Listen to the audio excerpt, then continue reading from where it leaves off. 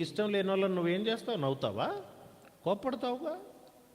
కోపం అంటే డెఫినేషన్ చెప్పనా? కోపం డెఫినేషన్ ఏంటంటే, ఒక వ్యక్తి ప్రవర్తన పట్ల మనము చూపించే అయిష్టతే కోపం. అర్థమైందా? మరి దేవుడు ఎలాగా? నీ ప్రవర్తన, నీ క్రియలు ఆయనకు నచ్చనప్పుడు, బైబిల్లో ఆ చివరి నుండి ఈ చివరి వరకు మీరు గమనించండి, ఎంతోమంది శపించబడతా వచ్చారు.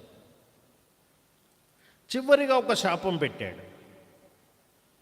ప్రకటన గ్రంథం చివరి అధ్యాయంలో, అరే బాబు, ఈ ప్రవచన గ్రంథములోని వాక్యములు చదివేవాడు, వినేవాడు ధన్యుడు, వాటిని గైకొనేవాడు మరీ ధన్యులు అన్నాడు. ప్రారంభ